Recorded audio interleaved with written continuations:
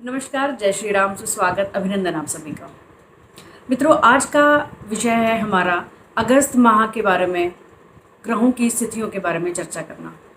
अगस्त माह में बहुत से ग्रह संचरण कर रहे हैं, उन सभी का प्रभाव कैसा रहेगा हम सभी पर, पूरे भारतवर्ष पर। सबसे पहले शुक्रदेव संचरण कर रहे हैं 31 जुलाई को मिथुन राशि में। 1 अगस्त को बुध महाराज संचरण कर रहे हैं कर्क राशि में, और 16 अगस्त को सूर्यदेव संचरण करेंगे अपनी ही राशि में सिंह में, और 16 ही अगस्त को मंगल देव संचरण कर रहे हैं अपनी ही राशि मेष में।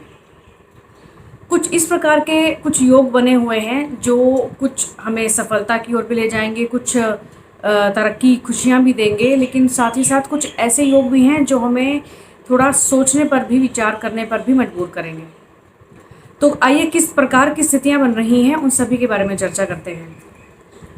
सबसे पहले मैं आपको एक बात ये बताना चाहूँगी कि अगस्त माह में जो ये संचरण ग्रहों का हो रहा है, उससे हम एक काल सर्प जो बना हुआ था, ग्रहों की स्थितियों को यदि हम देखें तो एक काल सर्प बना हुआ था, जिसका मतलब हुआ कि राहु और केतु के मध्य सारे ग्रह हमारे संचरण कर रहे थे। राहु और केतु के मध्य सारे ग्रह आए हुए थे। अभी पहले सूर्यदेव बाहर आ गए हैं और अभी 1 अगस्त को बुध भी बाहर आ जाएंगे। तो ये जो काल सर्प का निर्माण हुआ था अभी तक, उससे हमें छुटकारा मिल जाएगा। सबसे अच्छी बात इसमें ये है, 16 अगस्त को गुरु, मंगल और सूर्य जो अपनी अपनी राशि में प्रवेश करेंगे, दोनों ही अग्नि तत्व के ग्रह हैं। अपनी अपनी राशि में होने का अर्थ हुआ राजा यानी कि सूर्य अपनी राशि में, मंगल यानी कि ग्रहों के सेनापति वो भी अपनी राशि में। राजा और सेनापति की मजबूत स्थिति कहीं ना कहीं हमारे देश के लिए एक बहुत शुभ संकेत है। सैन्य शक्ति को बढ़ावा मिलेगा। जो भारत की हमारी सैन्य शक्ति है, जो हमारा नेतृत्व है, वो कहीं ना कहीं बहुत मजबूत होने जा रहा है। किसी भी बाहरी आक्रमणों से हमें अब कोई ऐसा भय नहीं रहेगा, कम से कम 1-1.5 महीना तो बिल्कुल नहीं। ऐसी स्थिति में होगा हिंदुस्तान कि कोई भी बाहरी आक्रमण करने से पहले कई बार सोचेगा। साथ ही साथ एक ऐसा योग मैं आपको यहाँ बताना चाहूँगी कि गुरु और शुक्र समसप्तक योग का निर्माण कर रहे हैं, यानी कि ये दोनों आमने सामने होंगे एक दूसरे के। गुरु केतु की युति में वे पहले से ही हैं, और शुक्र 31 जुलाई को जो संचरण कर रहे हैं वो राहु की युति में आ जाएंगे। अच्छे ग्रहों, अच्छे भावों में, अच्छी राशियों में इनका संचरण हो रहा है, लेकिन इनकी जो युति है राहु और केतु की, उस वजह से इनका प्रभाव हमें कम मिल सकता है, इनका सकारात्मक प्रभाव हमें कम मिल सकता है। लेकिन अच्छी बात ये है कि कोरोना की इस लड़ाई में हम एक पड़ाव और आगे बढ़ गए हैं। जी हाँ, कोरोना से छुटकारा के लिए मैंने आपको पहले भी अपने 1-2 वीडियोस में बताया हुआ है कि 23 सितंबर एक ऐसी डेट है जिससे और ज़्यादा चेंजेस आप महसूस कर पाएंगे, और ये जो संचरण है ये उस तरफ बढ़ने का एक और पड़ाव है। एक बात और मैं आपको यहाँ जानकारी देना चाहूँगी, गुरु और शुक्र आमने सामने होंगे, सूर्य और शनि भी इस गोचर में आमने सामने होंगे। कुछ अच्छे प्रभाव और कुछ नकारात्मक प्रभाव हमें देखने को मिल सकते हैं। इस माह में जब भी आप घर से बाहर निकलने का, कुछ लंबी यात्रा पर निकलने का सोचें तो आपको मौसम की जानकारी ज़रूर ले लेनी चाहिए। भूस्खलन बहुत कहीं ज़्यादा, जैसे पूर्वी, दक्षिण और पश्चिम प्रदेशों में भारी वर्षा की संभावना बनेगी, यानी कि बाढ़ की विकट स्थिति तक बन सकती है।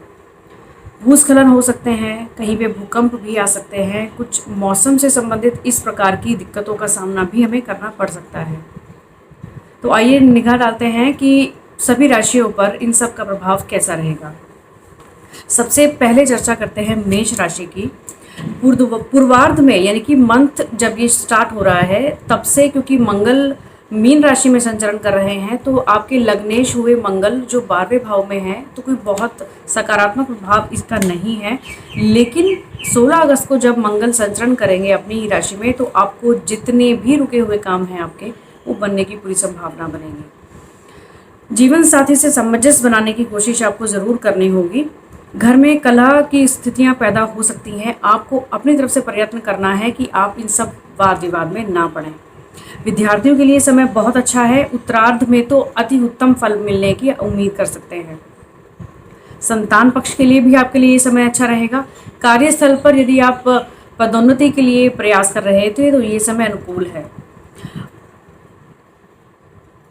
शत्रु यदि किसी भी तरह से आपको परेशान करने की कोशिश कर सकते हैं, लेकिन आपका वो कुछ बिगाड़ नहीं पाएंगे। जीवन साथी से आपको थोड़ा कष्ट महसूस हो सकता है। आपकी कोशिश ये रहनी चाहिए कि आप किसी भी प्रकार के वाद विवाद में ना पड़ें। चर्चा करते हैं अब वृषभ राशि की। वृषभ राशि के जातकों के लिए ये समय अनुकूल है धन की स्थिति को लेकर। चारित्रिक पतन ना होने दें। आपको चरित्र पर अपने बहुत ध्यान देना होगा, तभी ये समय आपके लिए अनुकूल है। अगर चारित्रिक पतन कहीं किसी भी प्रकार से होता है तो शत्रु आप पर हावी हो सकते हैं। बेशक से शत्रु आपका कुछ खास बिगाड़ नहीं पाएंगे, लेकिन आपको मानसिक जो टेंशन है, जो संवेदना है, उससे आपको गुजरना पड़ सकता है। यदि आप लोन लेना चाहते हैं तो ये आपके लिए समय अनुकूल है। पेट की खराबी हो सकती है, कुछ अपने स्वास्थ्य पर आपको ध्यान देना होगा। पेट से संबंधित चीज़ों का कुछ ज़्यादा ख्याल रखें। भाई बहनों के संबंध में मधुरता बनी रहेगी। घर में कलेश से बचना है। व्यापार के लिए या कार्यस्थल पर आपको भाग्य का पूरा साथ मिलेगा। यदि कोई भी जिस भी प्रकार का आपने मेहनत का काम किया है उसमें आपको वाहवाही भी मिलेगी।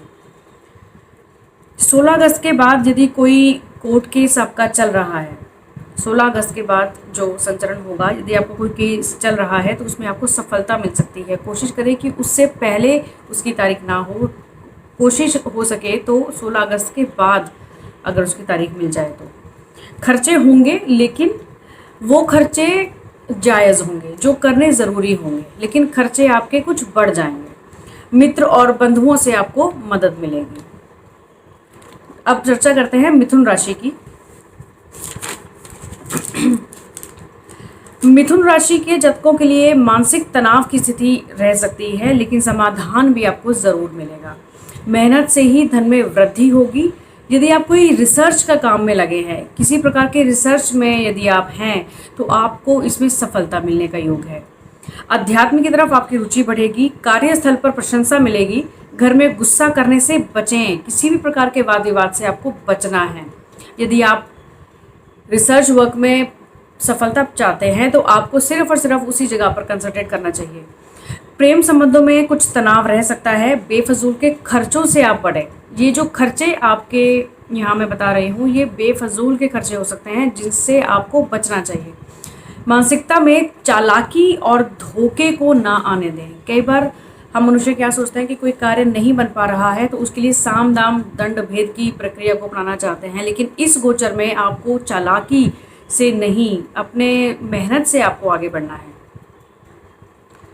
जीवन साथी से कुछ अनबन हो सकती है, यदि गुजारा हो जाएगा, लेकिन आपका प्रयत्न ये रहना चाहिए कि किसी भी प्रकार के वाद विवाद में ना पड़ें। वो आप ही के लिए अच्छा है।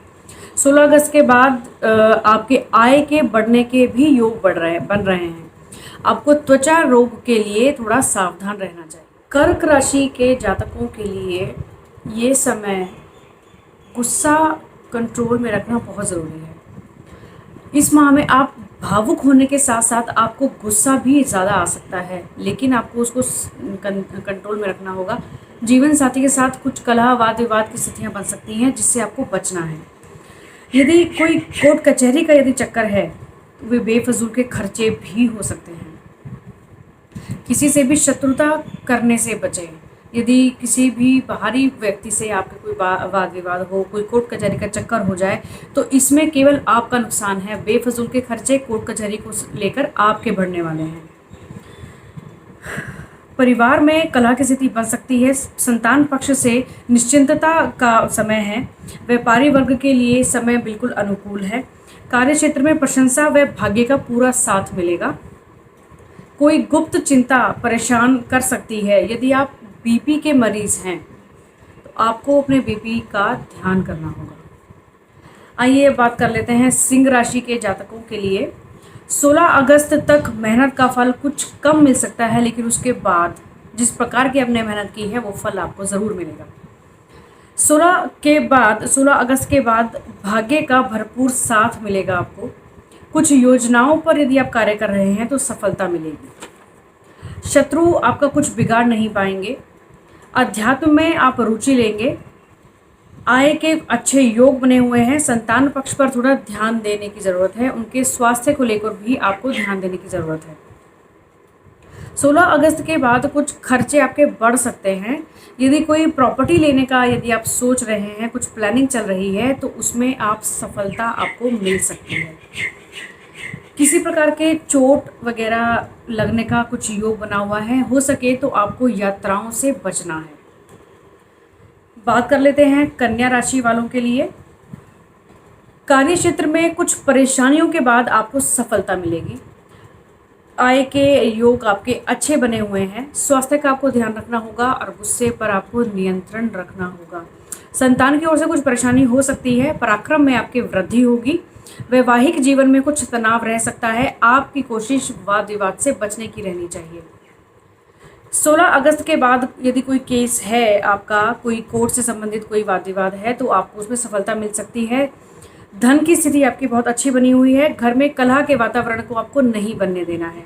यदि आप सूझबूझ से काम लेते हैं तो इस प्रकार की स्थितियां पैदा नहीं होंगी। राज्य पक्ष से आपको लाभ हो सकता है और उलझे हुए आपके जो मामले होंगे, किसी प्रकार का कोई कोर्ट केस है या कुछ ऐसे वाद विवाद जो राज्य पक्ष में गए हुए हैं, उसमें आपको सफलता मिल सकती है। जॉब चेंज करने के लिए या कहीं ट्रांसफ़र होने के भी आपके योग बन सकते हैं। आज के इस वीडियो में इतनी ही राशियों के बारे में आज हमने चर्चा की। अगली राशियों के बारे में हम फिर से एक अगले वीडियो में मिलते हैं। तब तक आप अपना ध्यान रखिए, सुरक्षित रहिए। जय श्री राम।